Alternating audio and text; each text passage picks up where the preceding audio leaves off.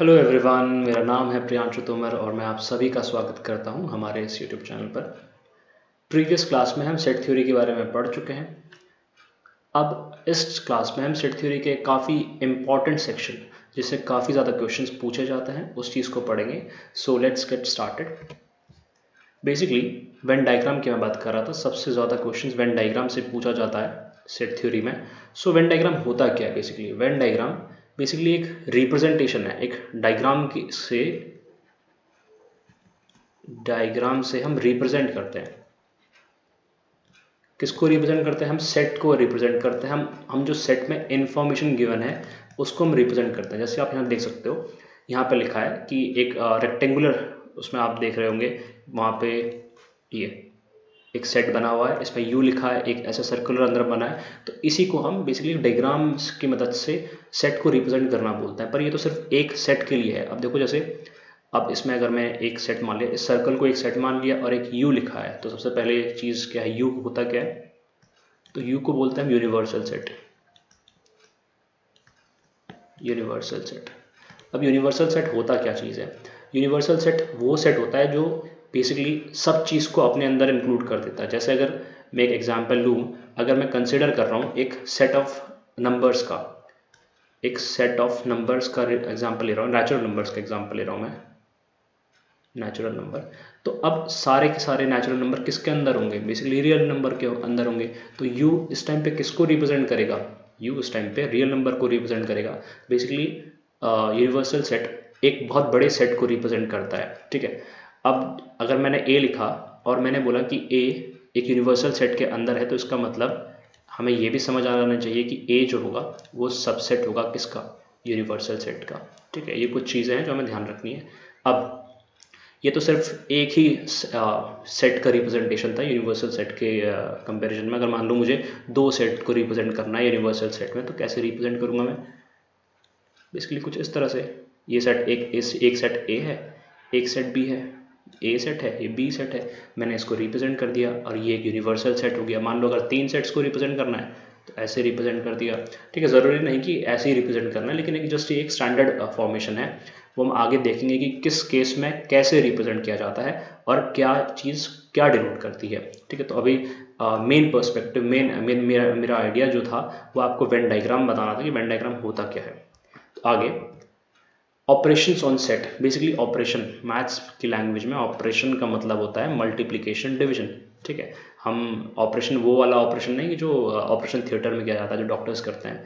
Operation maths में होता है मल्टीप्लिकेशन हो गया, डिवीजन हो गया, जो भी बेसिक एडिशन सब्ट्रैक्शन हो गया ना, मल्टीप्लिकेशन, एडिशन, ठीक, सब्ट्रैक्शन, जो भी सब हम ऑपरेशंस यूज़ करते हैं एक मैथ्स की प्रॉब्लम को सॉल्व करने के लिए, उनको बोलते हैं ऑपरेशंस ऑन सेट। ऑपरेशंस बोलता है मैथ्स की लैंग्वेज में। और हम यहाँ पर हम डिस्कस कर रहे हैं कि सेट में किस तरह के ऑपरेशंस कैसे कैसे यूज़ होंगे। तो पहली चीज़, सबसे पहला ऑपरेशन क्या है? Union of sets.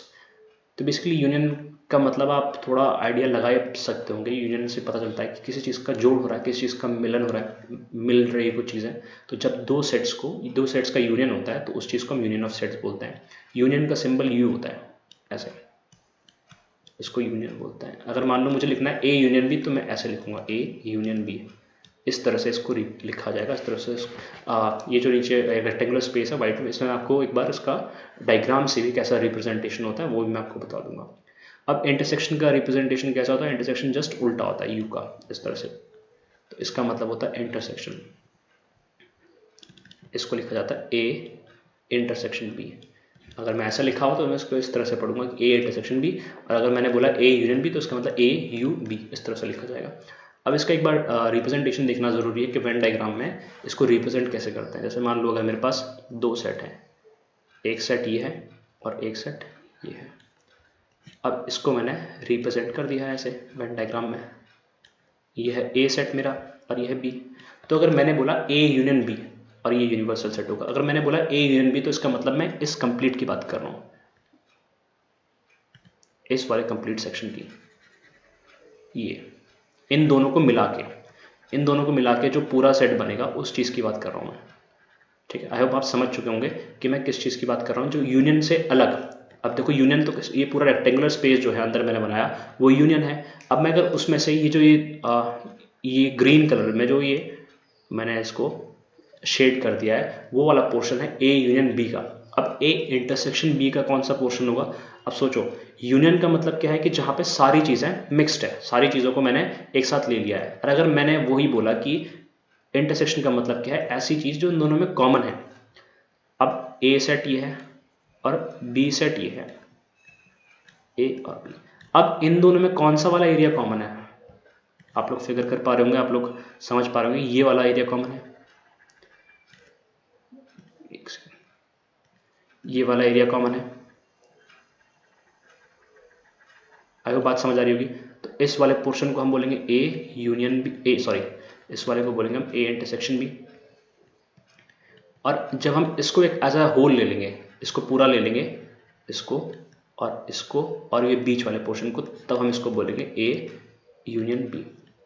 आपको बात समझ आ गई होगी कि यूनियन को कैसे रिप्रेजेंट करा जाता है और इंटरसेक्शन को कैसे रिप्रेजेंट करा जाता है सेट की फॉर्म में। ठीक है, तो आगे जानते हैं basically difference of two sets. Difference of two sets का मतलब क्या है कि ए माइनस बी। अब इस चीज़ को समझने के लिए ये चीज़ जो है ना हमारे डायग्राम से बहुत ज़्यादा इजी हो जाती है कि ए में से बी को माइनस करना है। डिफरेंस का मतलब ये होता है, देखो सेम अपना मैथ्स वाला वही, क्या मैं बोलूँ 5 में से 2 को माइनस करना है। ठीक है, 5 में से 2 को माइनस करते हैं तो हम फिंगर्स पे 5 रखते हैं, उसमें से 2 माइनस करते हैं, बचता हमारे पास 3 है। तो सेम अगर मैं वेन डायग्राम के केस में लूँ, वेन डायग्राम में इसको समझूँ तो कैसे होगा? मान लो हमारे पास एक सेट ए है और एक सेट बी है। ये हमारा ए सेट है और ये हमारा बी सेट है।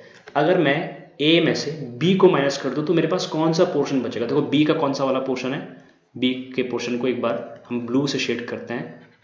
तो ये वाला पोर्शन है कंप्लीट ब्लू का, बी का, ये वाला। ठीक, अब ए का कौन सा पोर्शन है? जो ये बचा हुआ व्हाइट वाला पोर्शन है, ये ए का है, ये वाला पूरा पोर्शन ए का है, ये वाला इधर से। ठीक है, अगर मैं इसमें से बी को माइनस कर दूंगा तो मेरे पास बचेगा क्या? देखो, क्या मेरे पास ये पूरा जो टोटल ब्लू वाला पोर्शन है वो सारा का सारा हट जाएगा कि नहीं हटेगा? बिल्कुल हटेगा। तो ये वाला पोर्शन हट जाएगा मेरे पास, और साथ साथ कौन सा वाला पोर्शन हटेगा? देखो ये वाला जो पोर्शन है ना, ये भी तो हटेगा मेरे पास, ये भी हट जाएगा, और ये पूरा जो रेड वाला पोर्शन है हट जाएगा। तो कहीं ना कहीं मेरे पास ए जो सेट बचेगा वो कुछ ना कुछ इस तरह से बचेगा, इस तरह से ए। तो इसी वाले पोर्शन को मैं बोलूँगा ए माइनस बी। आई होप बात समझ आ रही होगी। अगर मुझे बी माइनस ए रिप्रेजेंट करना होगा तो भी मैं इस तरह से लिख सकता हूँ कि जो बी वाला उसमें इंटरसेक्शन वाला पोर्शन है इसको हटा दूँ, फिर मैं इसको लिखूंगा B minus A. I hope बात समझ पा रहे होंगे आपकी ए माइनस बी और बी माइनस ए को कैसे रिप्रेजेंट करा जाता है। इसमें देखो वेन डायग्राम से क्वेश्चंस काफ़ी ज़्यादा आते हैं। देखो इसमें फॉर्मूलेज भी हैं, और मैं कहता हूँ कि फॉर्मूलेज को याद करने से ज़्यादा अच्छा ये है कि आप कंसेप्ट को समझिए और कंसेप्ट पे क्वेश्चन कीजिए, बहुत ज़्यादा इजी हो जाता है। और वेन डायग्राम तो काफ़ी ज़्यादा इजी टॉपिक है, बिकॉज इसमें हमें फॉर्मूलेज याद करने की ज़रूरत नहीं। एक बार आप डायग्राम को, एक बार इसके जो कंसेप्ट हैं, इसमें जो टर्मिनोलॉजीज हैं, इसको आप समझिए और क्वेश्चन बहुत ईजी हो जाता है सॉल्व करने के लिए। देखो अब अगला जो हमारा है वो है डिसजॉइंट सेट। डिसजॉइंट सेट का मतलब क्या है कि दोनों सेट्स का कोई कॉमन एलिमेंट नहीं है। तो इसका मतलब, अब देखो मैंने बोला था कि कॉमन की अगर बात होती है तो हम कहते हैं इंटरसेक्शन की बात हो रही है। तो मतलब हम इमेजिन कर लेते हैं कि ए और बी कोई दो सेट्स हैं, और मैंने बोला कि अब ए और बी में अगर कुछ भी कॉमन नहीं है तो इसका मतलब ए और B intersection is equal to 5 हो जाएगा। मैंने आपको पहले भी बताया था 5 क्या होता है? 5 होता है बेसिकली जिसमें कुछ नहीं होता, एम्प्टी सेट होता है बेसिकली। तो जब ए और बी का इंटरसेक्शन 5 हो जाएगा तो उस केस में हम बोलेंगे ना कि ये एक डिसजॉइंट सेट हो गया। तो अब इसको रिप्रेजेंट कैसे करेंगे वो भी देखना जरूरी है। अब देखो हमारे पास मान लो एक ये रेक्टेंगुलर, इसमें हम वेन डायग्राम को रिप्रेजेंट कर रहे हैं, ये एक यूनिवर्सल सेट है। अब एक ये सेट यहाँ ए लिखा है और एक सेट यहाँ बी लिखा है। अब क्या डायग्राम से हम देख सकते हैं या आप देख सकते हो, आप बता सकते हो कि इन दोनों में कुछ कॉमन पॉइंट है? कुछ भी कॉमन पॉइंट नहीं है। क्यों? क्योंकि ये तो बिल्कुल अलग है, ए बिल्कुल अलग लिखा हुआ है और बी बिल्कुल अलग लिखा हुआ है। तो इन दोनों में कुछ भी कॉमन नहीं है ना, तो तभी मैं ऐसे सेट को क्या बोलता हूँ? डिसजॉइंट सेट बोल सकता हूँ, डिसजॉइंट सेट। इस चीज़ का ये भी ध्यान रखना जरूरी है कि डिसजॉइंट सेट में क्या होता है? ए इंटरसेक्शन बी 5 होता है। तो आई बात समझ आ रही होगी। आगे चलते हैं, कॉम्प्लीमेंट ऑफ अ सेट। देखो कॉम्प्लीमेंट ऑफ अ सेट को हम बेसिकली किसी भी सेट को, कोई भी हमारे पास गिवन सेट है, अगर मैं उसको U में से माइनस कर दूँ, U में से माइनस कर दूँ तो उसका मतलब वो कॉम्प्लीमेंट हो जाएगा, वो सेट का कॉम्प्लीमेंट हो जाएगा। U क्या होता है? U होता है यूनिवर्सल सेट। अब इसको मैं डिनोट कैसे करता हूँ? इसको मैं A डैश से भी रिप्रेजेंट करता हूँ, मतलब किसी भी सेट का अगर कॉम्प्लीमेंट निकालना है तो बस उसके ऊपर डैश लगा दो, ठीक है, या उसके ऊपर बार भी लगा सकते हो आप, A बार, इस तरह से, ठीक। तो आई होप आप समझ चुके होंगे कि कॉम्प्लीमेंट का मतलब होता क्या है। इसको एक बार हम डायग्राम के से भी देख सकते हैं। जैसे आप ये देखिए, यहाँ पे यूनिवर्सल सेट लिखा है। अब मैंने यूनिवर्सल सेट में से ए को माइनस कर दिया, मतलब सारी की सारी जितनी भी ए से रिलेटेड वैल्यूज थी ना वो हटा दी। इसमें दो सेट्स गिवन है, ए सेट गिवन है और बी सेट गिवन है। ए की सारी वैल्यूज हटा दी। अब देखो u माइनस ए तो यही होता है ना कि u में से a को माइनस कर दो। अब जब मैंने u में से a को माइनस करा तो जो ये शेडेड पोर्शन है ये बच गया ना, ये तो इसका मतलब जो ये शेडेड पोर्शन है तो यही तो हमारा a डैश हो गया। बात समझ आ रही है?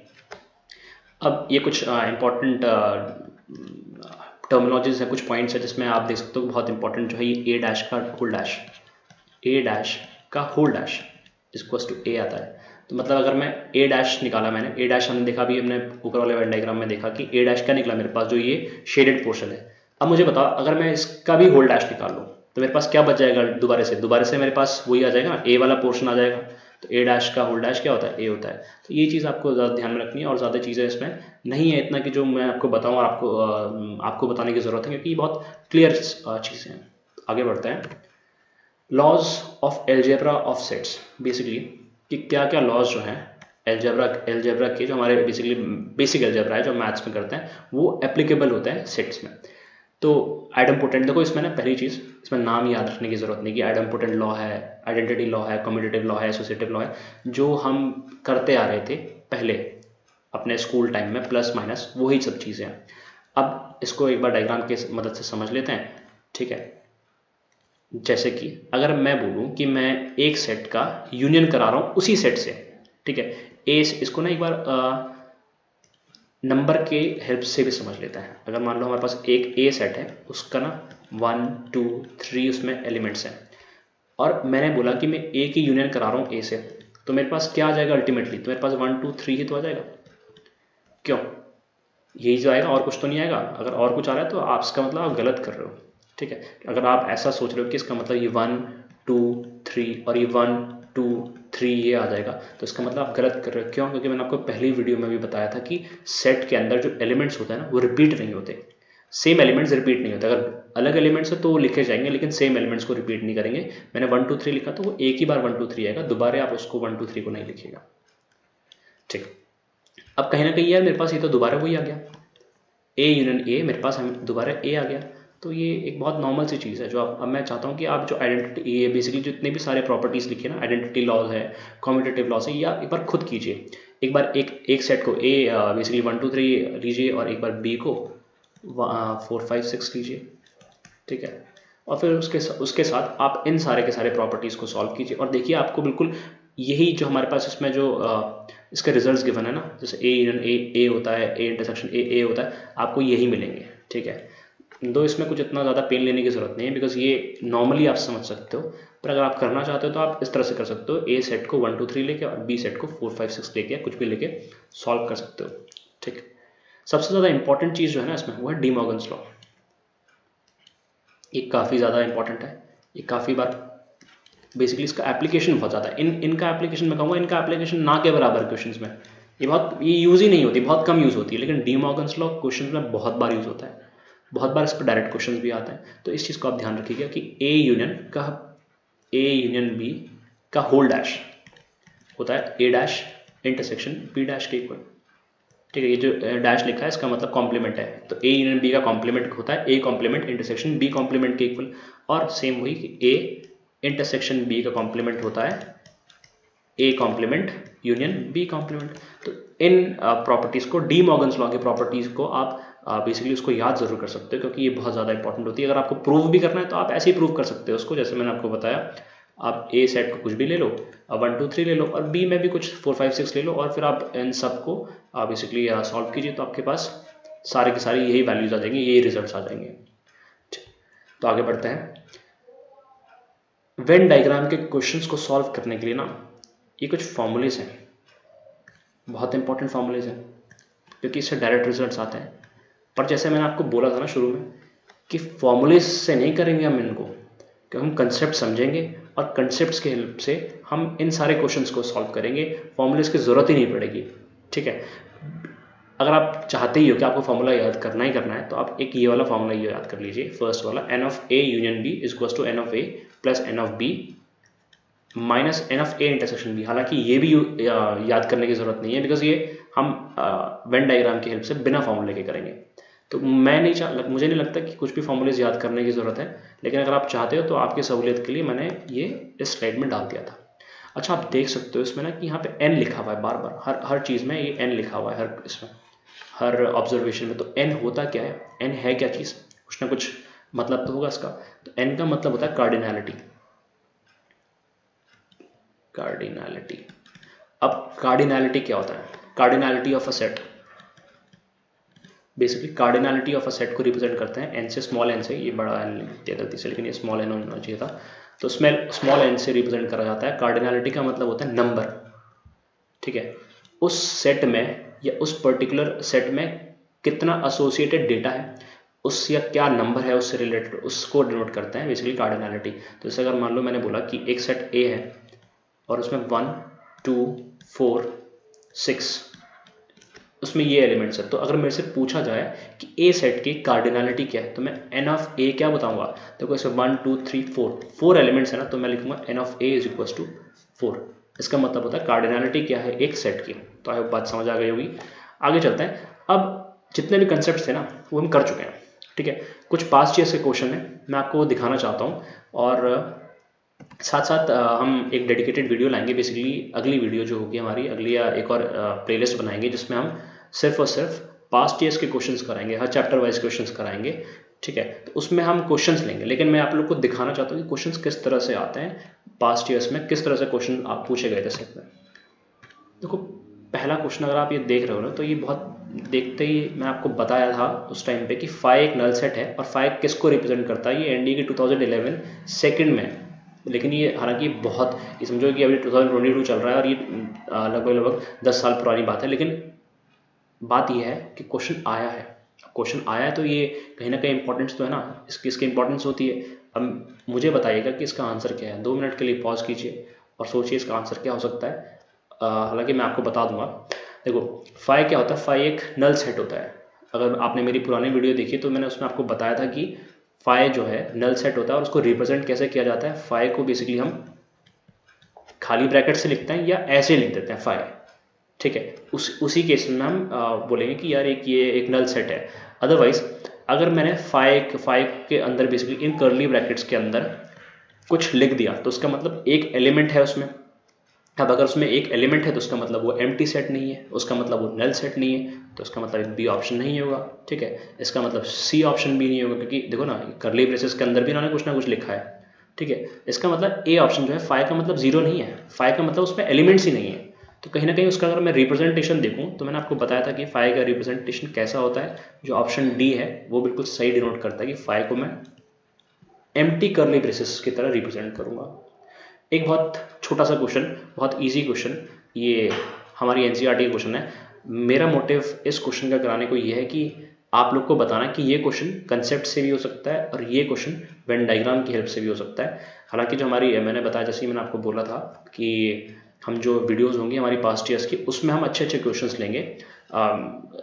उसमें हम बेसिकली जो 3 सेट्स क्वेश्चंस हैं वो लेंगे, क्योंकि मोस्टली अगर आप ट्रेंड देखो पिछले पास्ट ईयर्स का तो उसमें 3 सेट्स के क्वेश्चन पे पूछा गया है और 2 सेट का नहीं पूछता। 2 सेट का बहुत गुजरी हुई बातें हो गई कि जब 2 सेट पे क्वेश्चन आते थे। तो उसको देख लेते हैं एक बार कि अगर एक ग्रुप है उसमें 65 पीपल है, 40 को क्रिकेट पसंद है और 10 को क्रिकेट और टेनिस पसंद है। तो how many like tennis only and not cricket, एक क्वेश्चन ये पूछा गया। और दूसरा क्वेश्चन क्या है, हाउ मेनी लाइक टेनिस। तो अगर हम इसको वेन डायग्राम की हेल्प से अगर सॉल्व करें तो इसका मतलब देखो, ये हम एक सेट ए को लिखा और एक सेट बी, ये ए और ये बी। चलो इसको ए और बी लिखे, हम लेते हैं एक सेट है क्रिकेट का और एक सेट है टेनिस का। अब उन्होंने बोला एक ग्रुप है उसमें 65 पीपल है, मतलब टोटल उसमें जो उसको यूनिवर्सल सेट हो जाएगा वो 65 हो जाएगा। यहाँ पे यूनिवर्सल सेट, अब यूनिवर्सल सेट की वैल्यू कितनी है 65। ठीक, यूनिवर्सल सेट नहीं, इन दोनों का जो कंबाइंड वैल्यू होगी उसकी वैल्यू होगी 65। अब उन्होंने बोला कि एक ग्रुप है उसमें 65 लोग हैं, 40 क्रिकेट खेलते हैं, 40 लोग क्रिकेट खेलते हैं, तो इसका मतलब जो ये सर्कल है, सी वाला सर्कल है, इसकी वैल्यू है 40। अब 10 लोग, उन्होंने बोला कि 10 लोग बोथ क्रिकेट एंड टेनिस खेलते हैं। ठीक है, एक और इम्पॉर्टेंट चीज़, अगर कहीं पे एंड लिखा हो, ठीक है, कहीं पे एंड लिखा हो तो उसका मतलब वो इंटरसेक्शन को डिनोट करता है, और कहीं पे अगर और को लिखा हो तो उसका मतलब वो यूनियन को डिनोट करता है। ध्यान रखिएगा, क्वेश्चन में पूछा जाता है कभी कि फाइंड ए एंड बी, तो इसका मतलब वो इंटरसेक्शन की बात कर रहा है। और अगर क्वेश्चन में पूछा गया कि ए और बी, तो इसका मतलब वो यूनियन की बात कर रहा है कि फाइंड ए यूनियन बी। और अगर बोला कि ए एंड बी, तो इसका मतलब फाइंड ए इंटरसेक्शन बी। तो अब आते हैं अगले, तो उन्होंने बोला कि 10 like both cricket and tennis. अब 10 लोग ऐसे हैं जिनको क्रिकेट भी पसंद है और टेनिस भी पसंद है, तो उसका मतलब ये कॉमन लोग है ना। अब कॉमन लोग क्या होता है, इंटरसेक्शन होता है, तो उसका मतलब ये जो है ना यहाँ पे ये 10 है। अब तो उन्होंने पूछा कि अब ये बताओ कि कितने लोगों को सिर्फ और सिर्फ टेनिस पसंद है, क्रिकेट पसंद नहीं है, तो इसका मतलब वो इस वाले पोर्शन की बात कर रहा है, सिर्फ इस वाले पोर्शन की, सिर्फ इस वाले पोर्शन की बात कर रहा है ना। ये बताओ कि ये वाला पोर्शन कितना है। ठीक है, चलो इसको सॉल्व करते हैं वेन डायग्राम की हेल्प से पहले। अब देखो, उन्होंने बोला कि टोटल जो है ना वो क्रिकेट को लाइक करने वाले लोग हैं 40 लोग जो हैं वो क्रिकेट पसंद करते हैं, और 10 लोग जो हैं वो क्रिकेट और टेनिस भी पसंद करते हैं। तो कहीं ना कहीं ये 10 लोग भी यहीं पे ही है और 40 लोग भी यहीं पे ही हैं। ठीक है, अगर मैं देखूं,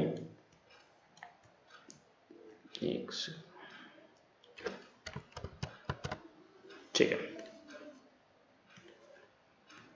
अब 10 लोग भी इसी में ही है और वो 40 लोग भी इसी में ही है। अब 10 लोग अगर यहाँ हैं, ऑलरेडी यहाँ एग्जिस्ट करते हैं, तो इसका मतलब क्रिकेट, अगर मैं ये अगर हम इस सेट को हम देखेंगे ढंग से, तो इतना पोर्शन की वैल्यू जो है ना, इतने पोर्शन की 10 है और इस पूरे पोर्शन की 40 है, तो इसका मतलब जो सिर्फ और सिर्फ ये वाला पोर्शन है ना, ये वाला, इस वाले पोर्शन की वैल्यू 30 हो जाएगी कि नहीं हो जाएगी, क्योंकि 40 में से 10 को माइनस कर देंगे तो 30 होगी। तो इसका मतलब ओनली क्रिकेट, जो सिर्फ और सिर्फ क्रिकेट पसंद करते हैं, ओनली क्रिकेट, उनकी वैल्यू कितनी होगी, 30।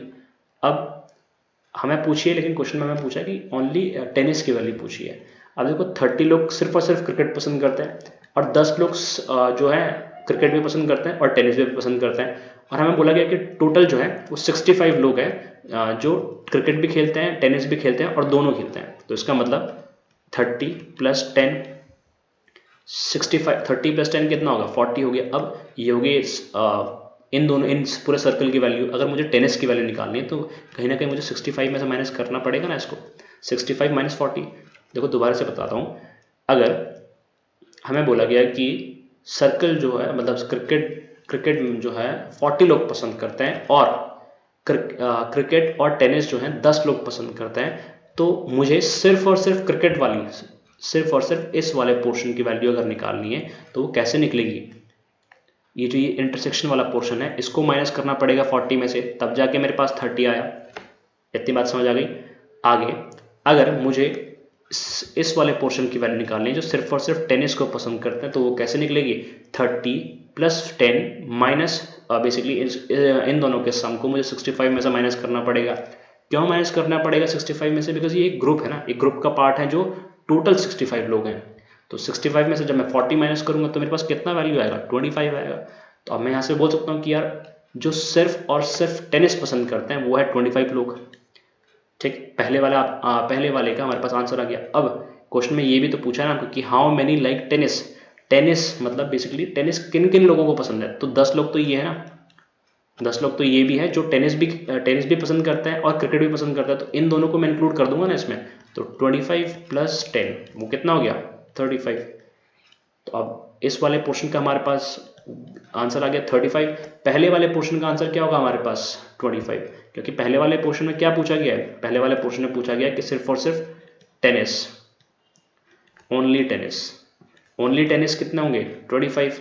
और बेसिकली अगर वो पूछेगा कि टेनिस कितनों को पसंद है, तो उस केस में आप क्या बोलोगे कि 35 लोगों को टेनिस पसंद है। आई होप बात समझ आ गई होगी। हम और भी क्वेश्चन, अच्छा इस चीज़ को एक बार फॉर्मूले की हेल्प से भी तो बोला था ना मैंने आपको कि फॉर्मूले की हेल्प से भी हम करेंगे, फॉर्मूले की हेल्प से भी देख लेते हैं एक बार इसको। फॉर्मूला क्या था, अगर आपने फॉर्मूला नहीं लिखा है तो आप पीछे जाके आप देख सकते हो। फॉर्मूला मैंने लिखवाया था, अगर n of a union b पूछा जाए तो उस केस में हमारे पास होता है n of a + n of b - n of a intersection b। अब a यूनियन b हमारे पास गिवन है, a यूनियन b क्या है हमारे पास 65, n ऑफ a क्या है एन ऑफ ए, बेसिकली हम एन ऑफ ए लेते हैं, क्रिकेट को ले लेते हैं, एक क्रिकेट को ले लो, एक बी जो है टेनिस को ले लो, तो एन ऑफ ए क्या हो गया, ये जगह 40 प्लस एन ऑफ बी क्या है, बेसिकली ओनली टेनिस, सिर्फ और सिर्फ जो टेनिस खेल रहा है, तो उसको उसकी वैल्यू कैसे निकलेगी, तो उसको हम ले लेते हैं एक्स, वही तो निकालना है बेसिकली हमको, minus n of A intersection B, n of A intersection B क्या हो गया, ऐसा पोर्शन जो दोनों है, दोनों में कॉमन है, ए इंटरसेक्शन बी की वैल्यू कितनी गिवन है इसमें, 10 गिवन है, तो अगर इसको सॉल्व करें तो 65 minus 30 is equal to x, और x की वैल्यू आ गई अपने पास 25 जो हमने अभी सॉल्व करी थी। तो x क्या है अपने पास, जो सिर्फ और सिर्फ टेनिस पसंद करते हैं। अब मेरे से पूछा कि टेनिस टोटल कितने पसंद करते हैं, तो इंटरसेक्शन प्लस 25, तो इंटरसेक्शन प्लस 25 क्या हो जाएगा, 25 plus 10 that gives out to be 35। देखिए फॉर्मूले से भी आ गई हमारे पास और वेन डायग्राम से भी आ गई। मैं ये कहूँगा कि वेन डायग्राम पे ज़्यादा निर्भर रहिए, क्या, क्योंकि वो बहुत ज़्यादा ईजी होता है और फॉर्मूलेस कम याद करना पड़ता है, तो इसीलिए I prefer Venn diagram always. आगे देखो, पावर सेट पे ना क्वेश्चंस इजी पूछे जाते हैं और बहुत अच्छे भी पूछे जाते हैं, लेकिन हमेशा पावर सेट पे क्वेश्चन पूछा जाता है।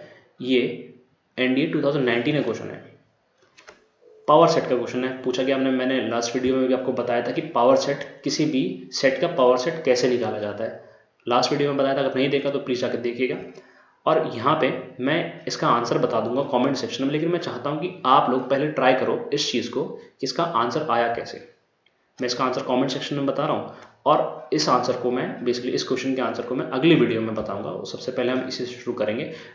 पर आप ये देख सकते हो ना कि पावर सेट का हमेशा क्वेश्चन पूछा जा रहा है, वेन डायग्राम पे हमेशा क्वेश्चन पूछा जा रहा है।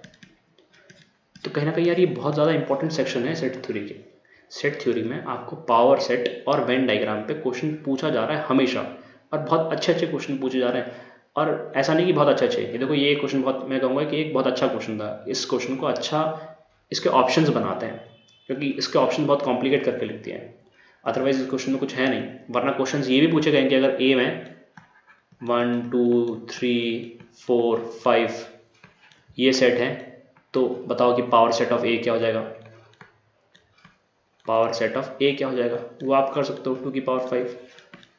ऐसे भी क्वेश्चन पूछे गए, लेकिन ये पुराना समय है, ये गया है अभी समय। अब क्वेश्चन बहुत कम पूछा जाता है क्वेश्चन ऐसा, अब क्वेश्चन इस तरह के पूछे जाते हैं जिसमें आपको कंफ्यूज करना चाहे, क्योंकि हर कोई कर लेगा ना फिर तो, अगर बहुत ईजी क्वेश्चन दे दिया तो। ठीक है, तो that's it from today and that's it from our side. If you haven't subscribe our YouTube channel so please subscribe. अगर आपको कोई क्वेश्चन हो, कुछ पूछना हो, तो you can just comment below in the comment section and let us know what is the thing that you want to ask, and keep showing your love, keep supporting. Bye bye, thank you. आगे जल्दी हम videos लाते रहेंगे और sections पे भी।